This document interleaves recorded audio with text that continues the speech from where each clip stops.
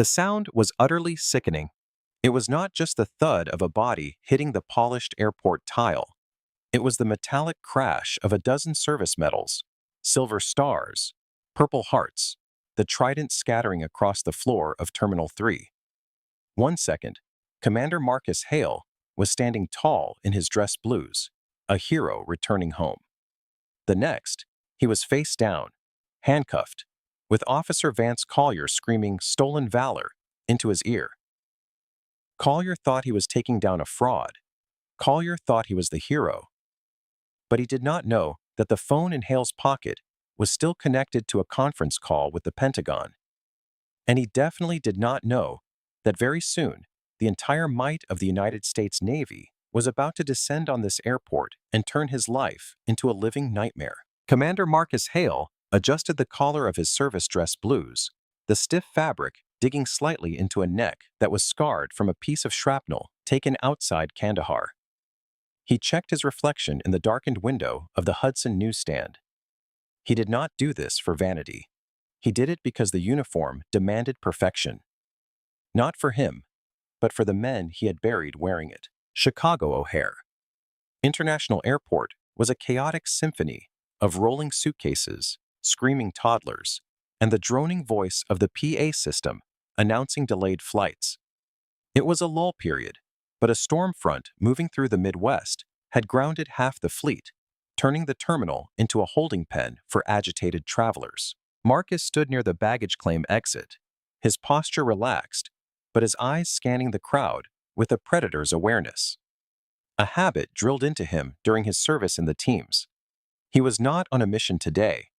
He was on the most nerve-wracking assignment of his career, picking up his young daughter Mia, who was flying unaccompanied from her grandmother's house in D.C. It had been months since his last deployment, months of missed birthdays and pixelated video calls. Today, he wanted to look like the hero she thought he was. He checked his wrist. Her flight was landing at Gate K-12. He was early. He was always early. "Excuse me, sir," a timid voice piped up. Marcus looked down to see an elderly woman struggling with a heavy carry-on bag near the escalator. His face, usually stoic and intimidating to those who did not know him, softened. "Let me get that for you, ma'am." He lifted the bag with effortless grace, carrying it to the check-in counter for her. She beamed at him, touching the gold stripes on his sleeve. "You look sharp, son. Navy?" "Yes, ma'am. SEAL teams," Marcus said quietly, almost a whisper. He did not like advertising it, but the uniform spoke for itself today. "God bless you," she whispered, squeezing his hand. Marcus nodded and returned to his spot near a concrete pillar, a vantage point that offered a clear view of the security exit without obstructing foot traffic. He pulled out his phone. He had a scheduled briefing with Admiral Bennett Whitaker's aide at the Pentagon regarding the logistics of his unit's next training cycle. It was a low-level admin call, mostly listening, so he popped in a single earbud, leaving the other ear open to the room. "Hale here," he said into the mic, his voice a deep baritone. "I'm on the line. Go ahead, Lieutenant." As he listened to the breakdown of budget allocations, his eyes locked onto a figure moving through the crowd. It was not a threat, at least not a terrorist threat. It was an airport police officer, weaving through the passengers with a swagger that demanded space. Officer Vance Collier was a man who wore his badge like a crown. He was average height, but walked like he towered over everyone. His thumbs hooked into a tactical vest overloaded with gear he would likely never use inside an airport terminal. Collier had been on the force for years, stuck in the airport division after a series of excessive enthusiasm complaints in the patrol division. He was bored, he was divorced, and he was looking for a win. To Collier, the airport was not a transit hub.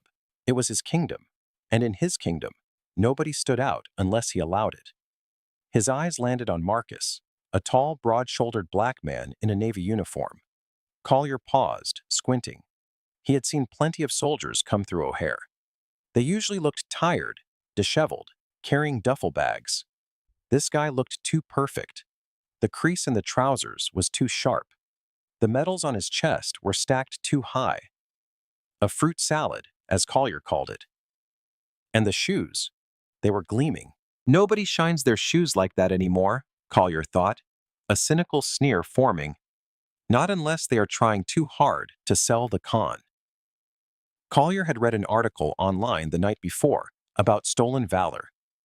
Civilians dressing up as military personnel to get free upgrades or discounts. It made his blood boil. He fancied himself a guardian of patriotism, despite never having served a day in his life due to flat feet, a lie he told. He had actually failed the psychological evaluation. He watched Marcus speaking into his headset, probably scamming a free meal or trying to pick up women, Collier assumed. He adjusted his belt, feeling the weight of his taser and baton. This was it. This was the bust that would get him back on the streets. He was going to take down a fraud. "Hey!" Collier barked, cutting through the ambient noise of the terminal. Marcus did not respond. He was listening to the lieutenant in D.C. explain a discrepancy in the ammunition budget. Collier's face flushed. He was not used to being ignored. He marched over, his boots heavy on the floor, closing the distance between them aggressively. He stopped 2 feet from Marcus, invading his personal space. "I said, hey, you deaf, buddy?" Marcus blinked, sliding his gaze from the exit doors to the red-faced officer in front of him. He held up a finger, signaling 1 minute, and tapped his earbud. "Lieutenant, hold one. I have a situation here." "Who are you talking to?" Collier demanded, his hand resting instinctively on his baton. "And take those damn things out of your ears when an officer of the law is speaking to you." Marcus sighed, the air hissing through his nose. He tapped the mute button on his phone, but kept the line open. He removed the earbud. "Can I help you, officer?" "You can help me by explaining what you are doing loitering in a secure transit zone," Collier said, his voice rising in volume. People were starting to look. "I am waiting for my daughter. Her flight lands soon," Marcus said calmly. His voice was steady, the voice of a man who had negotiated with warlords and diffused IEDs. This fat, angry cop was not a stressor. He was an inconvenience. "Waiting for your daughter?"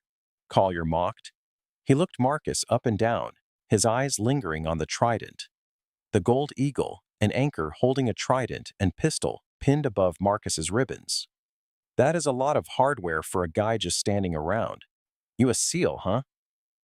"That is correct," Marcus said. "Navy SEAL," Collier repeated loudly, turning his head so the nearby passengers could hear. "We got a hero here, folks, a Navy SEAL." He turned back to Marcus, his smile vanishing. "Let me see your ID." "I do not need to show you my ID unless I am being detained or suspected of a crime," Marcus said. He knew the law better than Collier did. "I am standing in a public area." "Refusal to identify," Collier muttered, stepping closer. "You are wearing a federal uniform. That makes it my business. I have seen guys like you buying a costume at the surplus store, coming down here to get free drinks at the Admiral's Club. It is sick." Marcus's eyes hardened.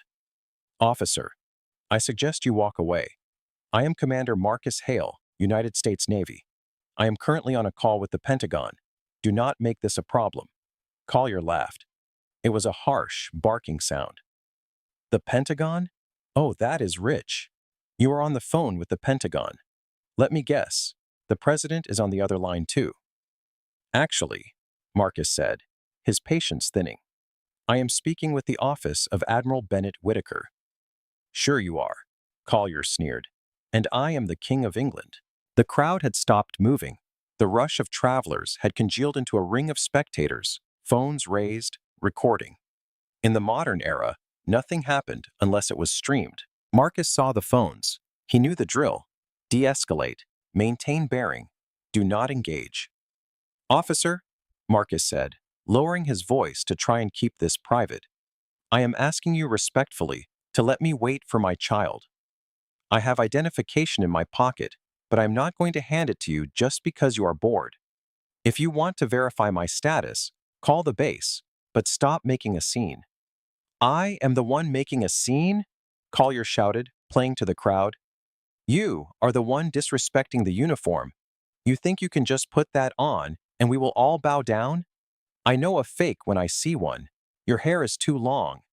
Marcus's hair was well within regulations, perhaps a millimeter longer on the top than a fresh buzz, but perfectly groomed. My grooming standards are in compliance with naval regulations, Marcus said. Officer, last warning, step back. Collier's ego was fully engaged now. He could not back down.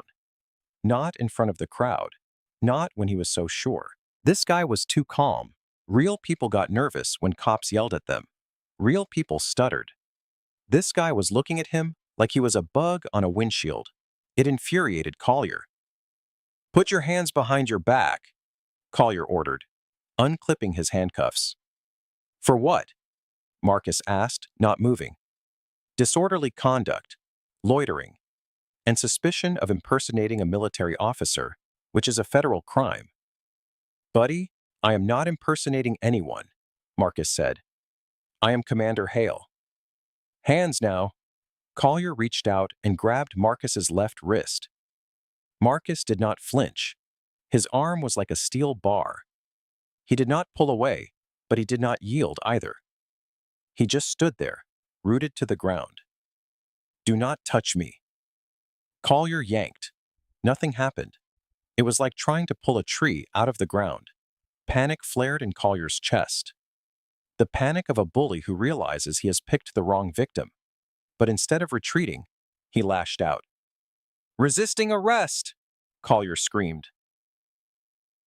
He let go of the wrist and, in a move that violated half a dozen departmental protocols, swept his leg behind Marcus's knee, while simultaneously shoving him in the chest with both hands. Marcus could have countered it. He could have broken Collier's arm in 3 places before the officer hit the ground. But Marcus knew the cameras were rolling. If he struck a police officer, no matter how justified, his career was over. The narrative would be, SEAL beats up cop. He had to take it. So, Marcus let himself fall. He went down, but he controlled it, turning his shoulder to absorb the impact. But the floor was hard, and the angle was bad. Crash. Marcus hit the tile. The sound of his metal scraping and snapping against the floor echoed through the silent terminal. A collective gasp went up from the crowd. Oh my God! A woman screamed. Collier did not hesitate. He dropped his knee, all his weight directly into the small of Marcus's back, right where the kidneys are. Marcus grunted. The wind was knocked out of him. Pain flared white-hot, but he bit his tongue. Stop fighting. Stop resisting, Collier yelled for the benefit of the cameras. Even though Marcus was lying perfectly still, face pressed against the cold floor, Collier wrenched Marcus's arms behind his back, forcing them up toward his shoulder blades until the joints popped. He slapped the cuffs on, ratcheting them tight, too tight. The metal bit into Marcus's wrists. You are done, pal, Collier hissed, leaning down, his spit landing on Marcus's cheek. You are so done. I am going to expose you to the world. You are going to rot in a cell tonight.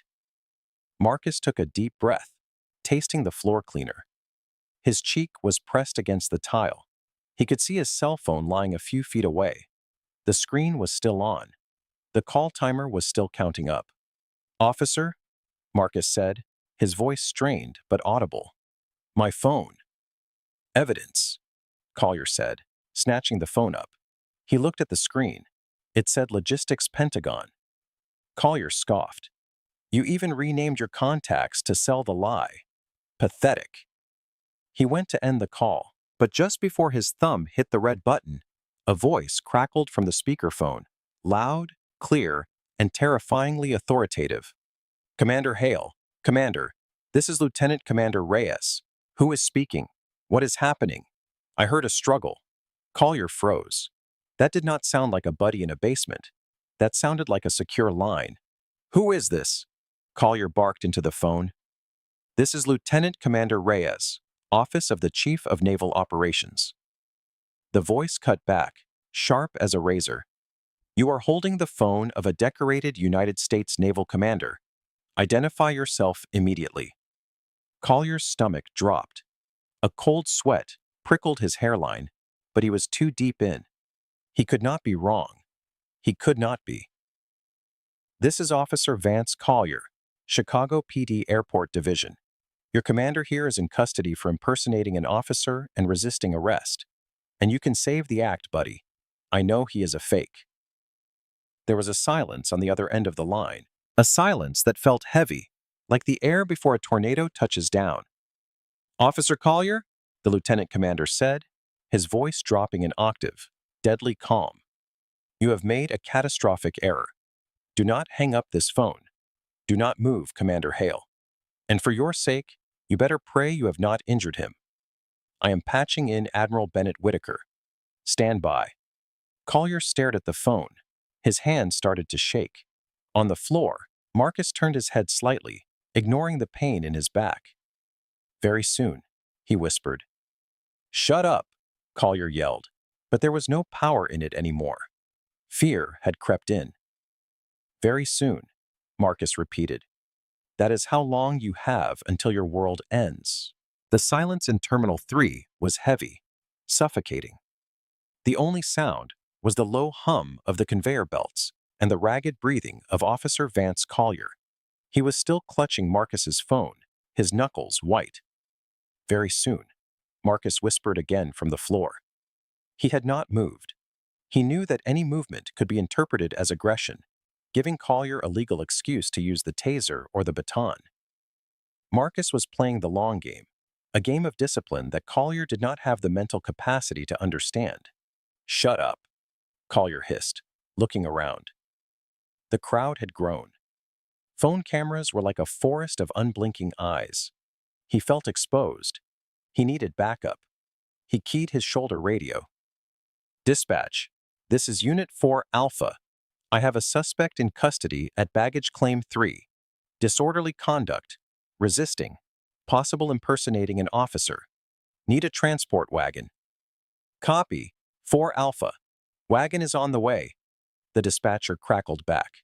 Collier looked at this phone in his hand. The call was still connected. The speakerphone was silent, but the timer was ticking. Hello, Collier mocked into the receiver. Your buddy Ray has hung up. Guess he realized the jig is up. There was a click on the line, then a voice. It was not the lieutenant commander this time. This voice was older, gravelly, and carried the weight of a man who commanded fleets. This is Admiral Bennett Whitaker, Vice Chief of Naval Operations. The voice boomed. It was so loud that a woman standing nearby heard it and gasped. To whom am I speaking? Collier blinked. He felt a flicker of doubt, a tiny crack in his armor of arrogance, but he quickly plastered the smirk back on his face. It had to be a prank, a soundboard. You are right. Collier laughed nervously. And I am Santa Claus. Look, whoever this is, you are aiding and abetting a felon. I am hanging up. Officer? The Admiral's voice did not rise. It just got colder. If you terminate this call, I will have federal marshals at your precinct within the hour. You are currently holding Commander Marcus Hale, a recipient of the Navy Cross and the Silver Star. You have assaulted a superior federal officer. I am tracking your location via the commander's GPS. We have contacted the Department of Homeland Security at O'Hare. They are on the way. I suggest you unlock those handcuffs immediately and step away from the commander.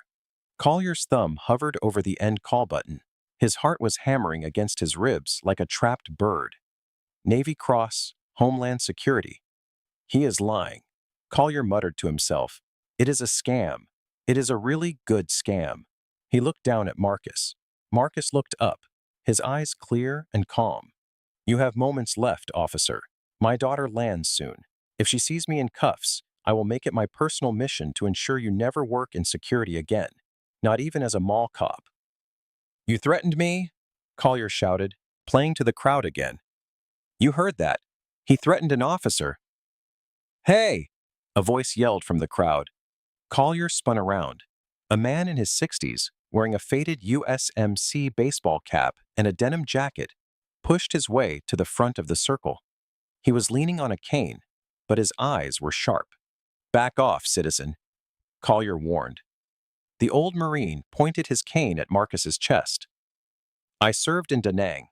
I know a ribbon rack when I see one. I know what a trident is. You see that gold badge? You do not buy that at a surplus store. You earn that in hell. The Marine looked Collier dead in the eye. You just put cuffs on a seal. You better have a damn good reason, son, or you are about to be in a world of hurt. Collier felt the room shrinking. The crowd was murmuring now.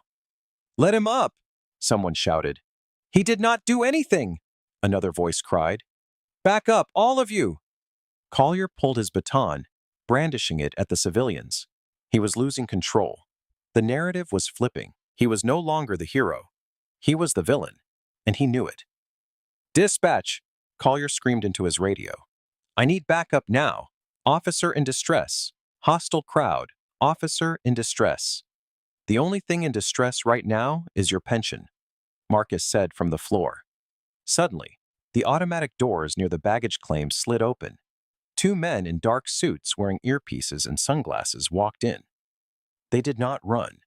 They moved with a terrifyingly efficient speed. They were not airport security. They were not Chicago PD. They scanned the room, saw the circle of people, saw Collier waving a baton, and saw the man in the dress blues face down on the floor. One of the suits tapped his earpiece. Target acquired. They saw the badges clipped to their belts. FBI. Over here, Collier yelled, trying to regain authority. Federal agents. Good. I have a suspect. The lead agent did not even look at Collier. He looked at Marcus. Commander Hale? That is me, Marcus grunted. The agent looked at Collier. It was a look of pure disgust. Unlock him now. Excuse me? Collier sputtered. This man is under arrest for, I am Special Agent Quinn, FBI. The man said, flashing his badge. And you are interfering with a federal operation involving a high-ranking military asset. Admiral Bennett Whitaker just briefed us. Unlock him, or I will arrest you for obstruction of justice and assault on a federal officer. Collier's hands shook so badly, he dropped the key. It clattered onto the tile next to Marcus's face. Pick it up, Agent Quinn commanded. Collier bent down, his face burning with humiliation. He picked up the key. He jammed it into the handcuffs. Click. Marcus did not scramble up. He moved slowly, testing his back. He rolled his shoulders. He stood up to his full height. He towered over Collier. He brushed the dust off his trousers, adjusted his medals, which were thankfully just scratched, not broken, and checked his tie. He held out his hand. My phone. Collier, pale and sweating, handed the phone over. Marcus put it to his ear. Admiral, I am secure. Commander? Admiral Bennett Whitaker's voice came through loud enough for Agent Quinn to hear. Are you injured? Minor contusions, sir. Nothing that will stop me from the mission. Good. Stay put. The cavalry is arriving. Cavalry? Marcus asked. Sir, the FBI is already here. That is not the cavalry, son, the Admiral said with a dark chuckle. That is just the welcoming committee. I have just got off the phone with the mayor of Chicago. At that moment, the airport PA system chimed, but instead of a flight announcement, a breathless voice spoke. Officer Vance Collier, report to the security desk immediately. Chief of Police Ramirez is en route. Collier looked at Marcus. The blood had drained from his face completely. Marcus checked his watch. He turned to the arrival gate. The lights above, gate K12, flashed. Flight arrived. Marcus turned his back on Collier, as if the man did not exist. Agent Quinn, can you ensure this individual stays away from me and my daughter? With pleasure, Commander, Quinn said, stepping between them. The doors to the jet bridge opened. A stream of passengers poured out, looking tired and disheveled. Marcus stood at the barrier, ignoring the throbbing pain in his lower back. He forced a smile, the kind that reached his eyes. Then he saw her. Mia, with her pink backpack and messy pigtails, clutching a stuffed bear he had sent her from Germany. She looked small, overwhelmed by the crowd. An airline attendant was guiding her. Daddy, she screamed. breaking away from the attendant. She ran. Marcus dropped to one knee, ignoring the sharp stab of pain in his bruised kidney, and opened his arms. She slammed into him, burying her face in his neck. "I missed you. I missed you. I missed you," she squealed. "I missed you too, baby girl," Marcus whispered, closing his eyes. For a moment, the anger, the humiliation, the cop, the FBI, it all vanished. There was only the smell of her strawberry shampoo and the weight of her in his arms. "Did you catch the bad guys?" she asked, pulling back to look at his uniform. She touched the medals. "You look like a prince." Marcus laughed, a genuine sound. "Something like that. Come on, let us get your bag." He stood up, lifting her effortlessly onto his hip. As he turned, the reality of the situation crashed back in. The area around the baggage claim had been cordoned off. Yellow tape was being strung up, but it was not a crime scene for Marcus anymore. Standing outside the tape was a phalanx of uniformed officers. But these were not airport beat cops. These were the white-shirted brass. In the center stood a man with 4 stars on his collar, Chief Ramirez, the head of the Chicago Police Department. Beside him was a severe-looking woman in a pantsuit, the airport's legal director. And between them, stripped of his tactical vest and baton, stood Vance Collier. He was not swaggering anymore. He was slumped, his face gray. Chief Ramirez spotted Marcus and walked over, ducking under the tape. He approached Marcus with a hand extended, but stopped when he saw Marcus's cold stare. "Commander Hale," the chief said, his voice tight. "I am Chief Ramirez. On behalf of the Chicago Police Department, I want to offer my profound apologies."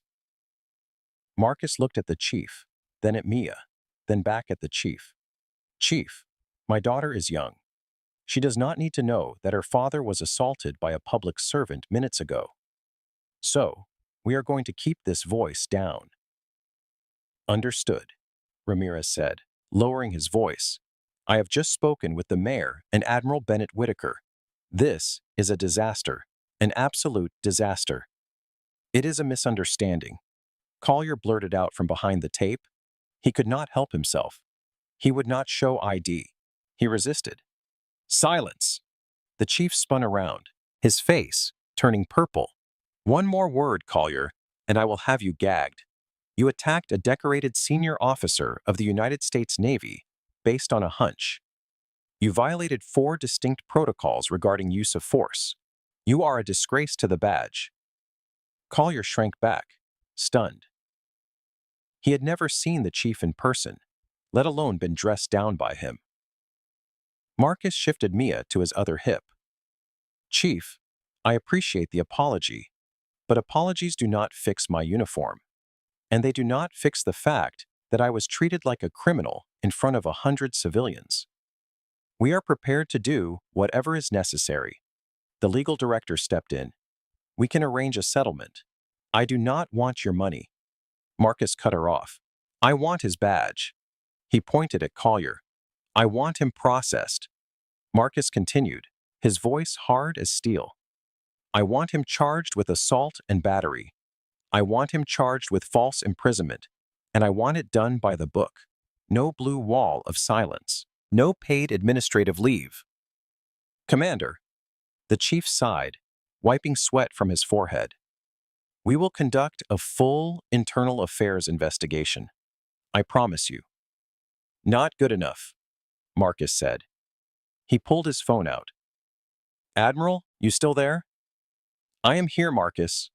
Whitaker's voice came from the speaker. "The chief says they will do an internal investigation. That is cute." The admiral said, "Chief Ramirez, this is Admiral Bennett Whitaker. If that officer is not booked into county lockup by sundown, I am contacting the Judge Advocate General. We will classify this as an assault on federal personnel, impeding a military operation. We will take jurisdiction. Do you want the Navy prosecuting your officer, Chief, or do you want to handle your own trash?" Chief Ramirez looked like he was about to be sick. The threat was clear. If the military stepped in, it became a federal case. The press would eat the department alive. "That will not be necessary, Admiral," Ramirez said quickly. He turned to two burly sergeants standing nearby. "Take Officer Collier into custody. Suspend him without pay, effective immediately. Charge him with aggravated battery and misconduct." "Chief, you cannot!" Collier screamed as the sergeants grabbed his arms. "I was doing my job. He is a suspect." "Get him out of here," Ramirez barked.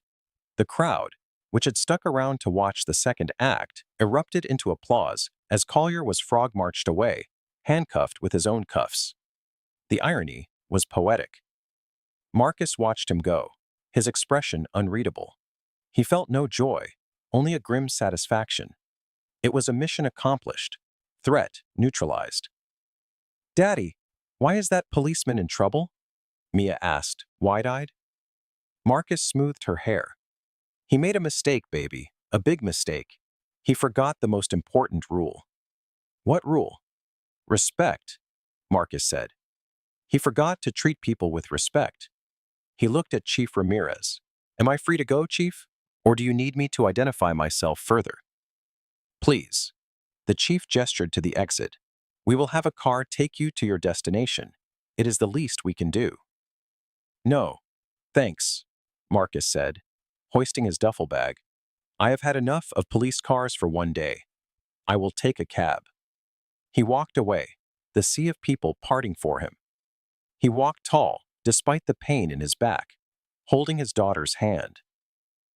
He was the picture of dignity. But the story was not over.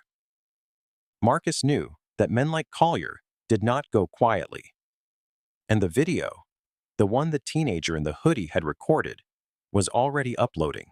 By the time Marcus and his daughter Mia were safely inside their hotel room, eating room service pizza and watching cartoons, the world outside was burning. The video uploaded by the teenager at the airport had gone live on TikTok shortly after.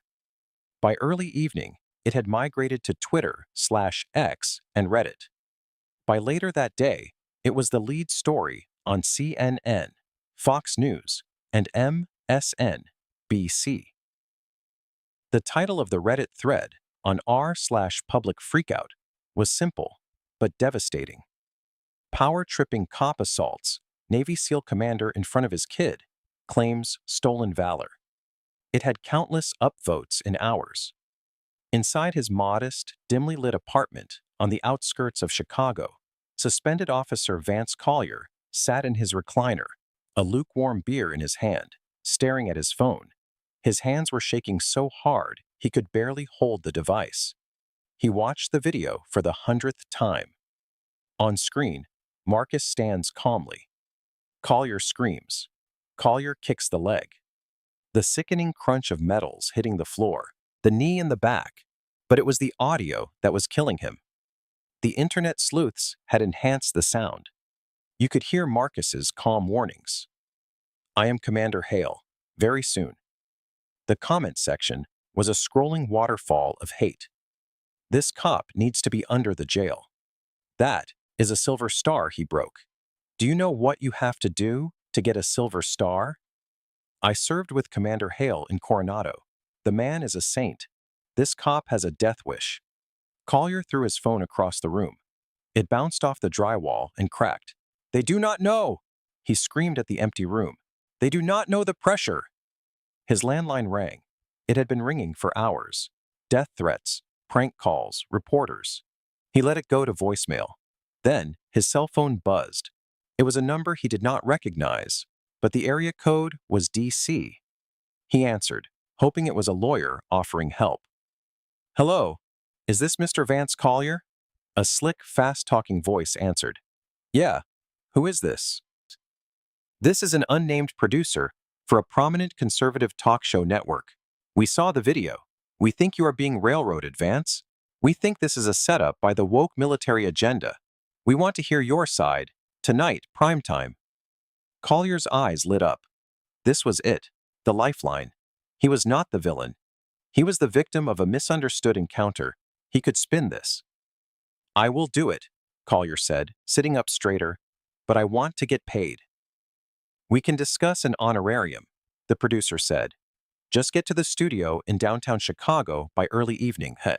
Meanwhile, at the Pentagon, Admiral Bennett Whitaker sat in his office watching the same video on a large monitor.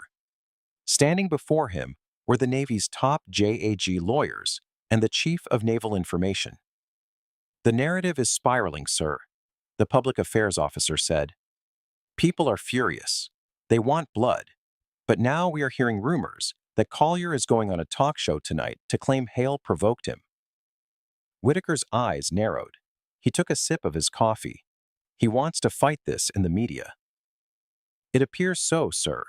He is going to claim Hale was aggressive and that the camera angle is misleading. Whitaker stood up and walked to the window overlooking the Potomac. Commander Hale is a quiet professional. He will not go on TV. He will not lower himself to a shouting match. That means we have to speak for him. The Admiral turned back to the room. Release the audio.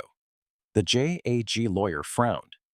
Sir, the audio from the phone call? Yes, Whitaker commanded. The call was recorded on our secure servers for logistical archiving. It captures the entire interaction from Hale's pocket. It captures the assault. It captures Collier admitting he did not care who Hale was. Sir, that is highly unusual, the lawyer warned. This man assaulted a SEAL who was on an active duty call, Whitaker said, his voice leaving no room for argument. He disgraced the uniform. If he wants to go on TV and lie, I will make sure the truth is waiting for him. Release the tape to the Associated Press. Embargo it for shortly after his interview starts. Whitaker smiled grimly. Let us see how he handles a live fact check. The makeup artist was dabbing powder on Collier's sweating forehead. He was sitting in a leather chair in the studio, the lights blindingly bright. He felt important again. And we are live in 3, 2, 1. The host, a man known for his aggressive anti-establishment rhetoric, leaned in. Tonight, we have the man the media loves to hate, Officer Vance Collier. Vance, you are being called a monster, but you say there is more to the story. Collier cleared his throat. He had rehearsed this in the car. That is right. Look, the video starts late. What you do not see is this guy. He was aggressive. He was shouting profanities. He refused to show ID. In this climate with terrorism, I cannot take chances. I thought he was a threat. So you felt he was posing a danger to the airport? Absolutely, Collier lied, gaining confidence. He made a move toward his waistband. I used necessary force to neutralize a potential shooter. I am the victim here. The Navy is just trying to save face because one of their guys was acting like a thug. Collier felt a rush of adrenaline. He was doing it. He was turning the tide. Then the host paused. He touched his earpiece. His expression changed from sympathetic to confused, then to shark-like. Vance, the host said, looking down at a tablet on his desk. We are getting some breaking news. The Pentagon has just declassified the audio recording of the phone call Commander Hale was on during the arrest. Collier's stomach turned to ice water. Audio? Yes, let us play a clip. The studio speakers blasted the clear, high-definition audio recorded by the Pentagon secure line. Marcus calmly, Officer, I suggest you walk away. I am Commander Marcus Hale. Collier screaming, I am the King of England. Marcus, do not touch me. Collier, resisting arrest. Sounds of a struggle. Marcus grunting in pain. Collier, I am going to expose you. You are going to rot. The silence in the studio after the clip ended was deafening. The host looked at Collier. The sympathy was gone. The host knew he had been played, and he did not like looking stupid. Vance, the host said, his voice dripping with venom. You just told me he was shouting profanities on that tape. He sounds perfectly calm. You sound unhinged. It is doctored, Collier shouted, standing up. That is AI. It is a fake. It was released by the Department of Defense with a digital chain of custody, the host snapped. Sit down. No! Collier panicked. He looked at the camera. They are framing me. I am a good cop.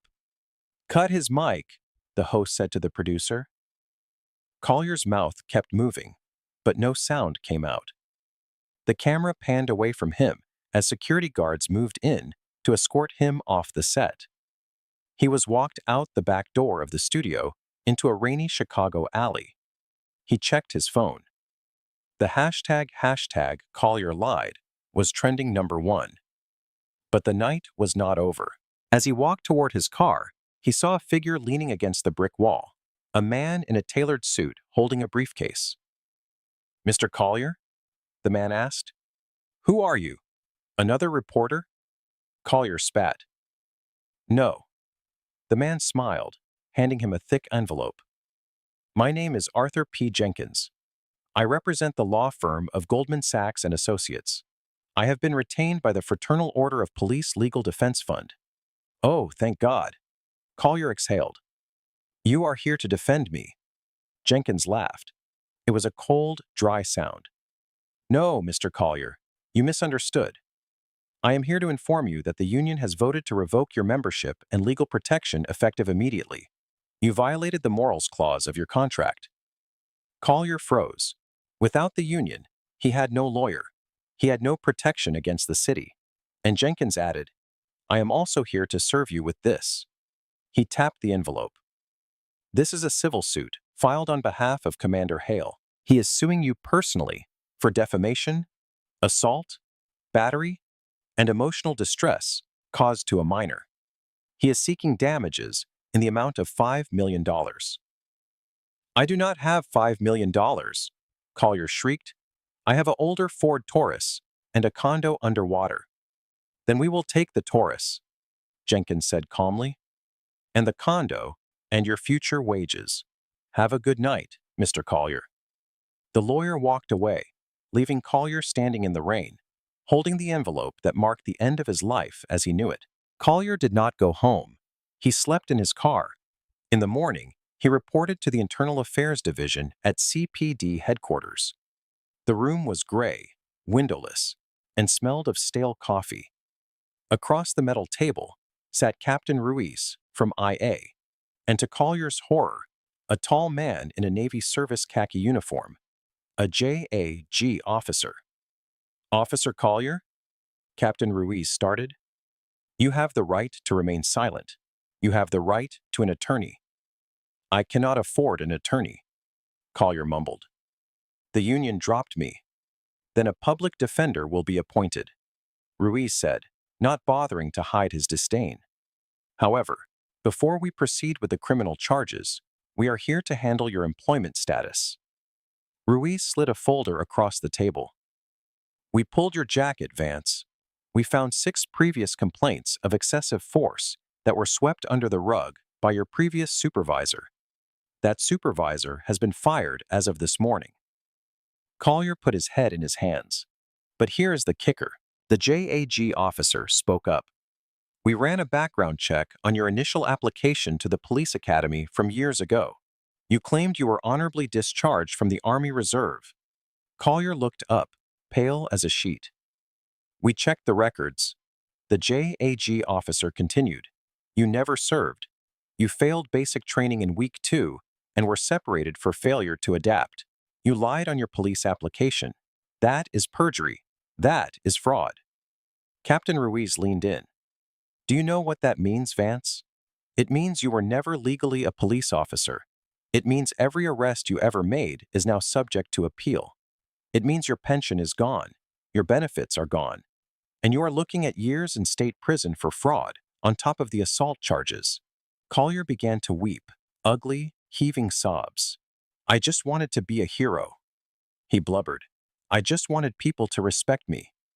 "Respect is earned," the JAG officer said, standing up and gathering his files. "Commander Hale earned it in Kandahar and Helmand. You tried to steal it by bullying a man in front of his child. That is the definition of stolen valor." Captain Ruiz stood up as well. "Stand up, Mr. Collier. You are under arrest." The Cook County Courthouse was besieged. It had been months since the incident at O'Hare International Airport, but the public's memory had not faded. If anything, the trial of the people versus Vance Collier had become a national spectacle, a symbol of the reckoning between accountability and abuse of power. Inside courtroom 402, the air was stale and thick with tension. Marcus Hale sat in the front row, dressed not in his uniform, but in a charcoal gray suit. He looked like a civilian, a father, just a man. Beside him sat Admiral Bennett Whitaker, who had flown in from D.C. just for this moment. His presence sent a clear message to the judge. The United States Navy is watching. Vance Collier sat at the defense table. He looked deflated. Gone was the swagger, the tactical vest, the sneer. He had lost weight. His cheap suit hung loosely on his frame. He looked small. The trial had been a disaster for the defense. The prosecution had played the airport security footage, the cell phone video, and the damning audio from the Pentagon call. They had brought in the human resources director from the Chicago Police Department to testify about Collier's fraudulent application. They had brought in a spinal specialist to testify about the long-term damage to Marcus's lower back. But the final nail in the coffin was Collier's own testimony. Under cross-examination, he had crumbled, admitting that he targeted Marcus simply because he looked too clean to be real. It was an admission of bias that gasped through the courtroom. Judge Elena Vargas, a woman known for her zero-tolerance policy on public corruption, shuffled her papers. She adjusted her glasses and looked down at Collier. "Mr. Collier, please stand." Collier stood up, his legs shaking. "In my years on the bench," Judge Vargas began, her voice echoing in the silent room, "I have seen many officers make mistakes in the heat of the moment. Danger is real, and split-second decisions are difficult. But this," she held up the case file, "this was not a split-second decision. This was a sustained act of ego, malice, and bullying." She leaned forward. "You targeted a man who has given more to this country in a single deployment than you have in your entire life.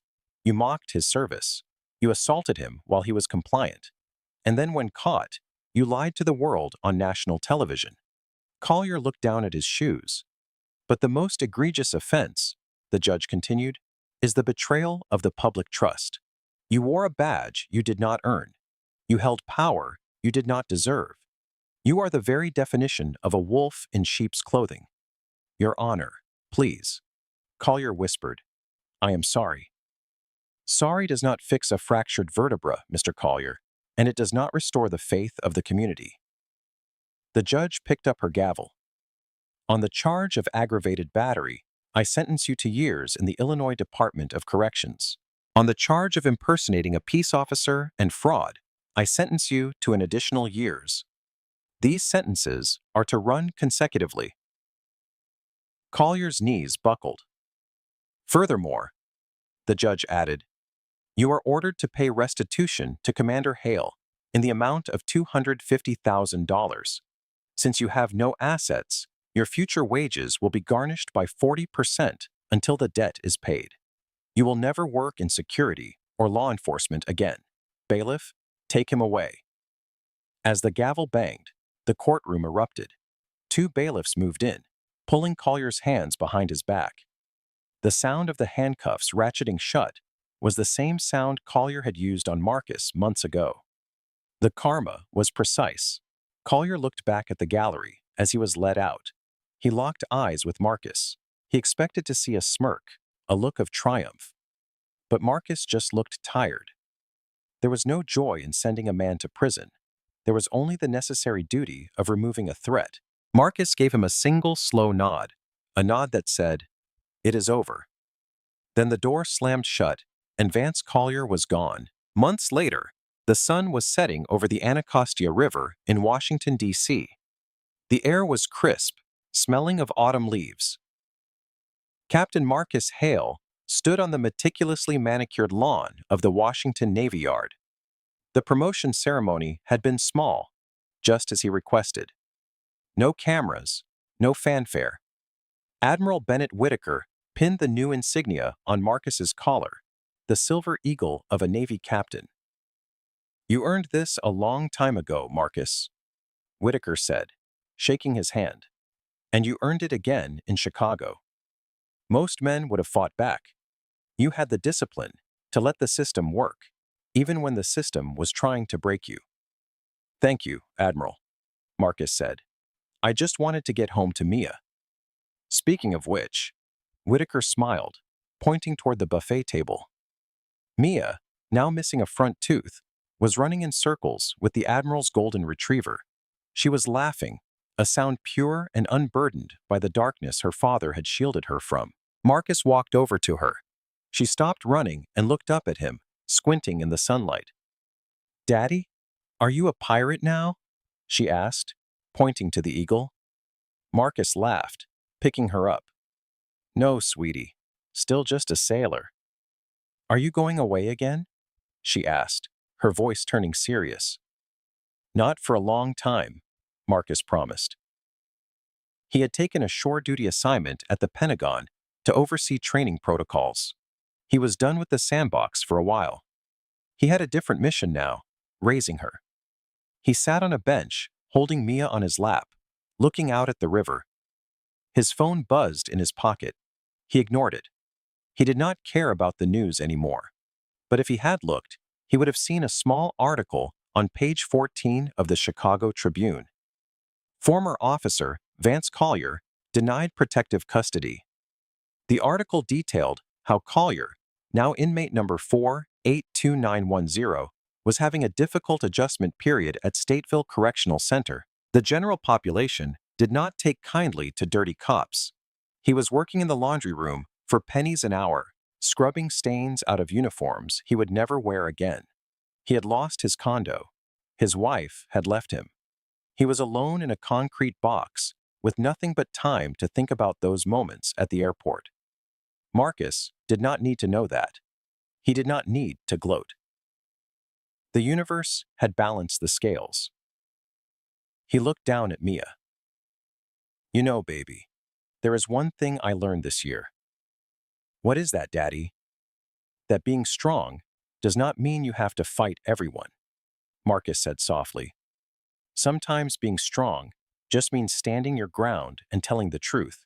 The truth always wins eventually." Mia rested her head on his shoulder, tracing the silver eagle on his collar. "I know you are my hero." Marcus closed his eyes, feeling the warmth of the sun and the weight of his daughter. He was not a hero because of the medals or the rank or the wars. He was a hero because he had kept his promise to return to her. And for Captain Marcus Hale, that was the only victory that mattered. And that is the story of how moments of arrogance cost a man his entire life. Vance Collier thought the uniform made the man, but he learned the hard way that it is the character underneath that counts. He mistook Commander Hale's silence for weakness, not realizing it was the terrifying discipline of a warrior who knew exactly how dangerous he really was. It is a powerful reminder to all of us. Treat everyone with respect, whether they are a CEO, a janitor, or a quiet man standing at the airport. You never know who you are talking to, and you never know when the karma you dish out is going to come back and knock you down. What would you have done if you were in Commander Hale's shoes? Could you have kept your cool while being humiliated in front of your child, or would you have fought back? Let me know in the comments below. I read every single one.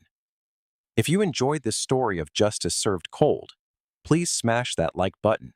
It really helps the channel grow. And if you have not already, hit subscribe and ring the notification bell so you never miss a story about karma hitting back. Thanks for watching, and I will see you in the next one.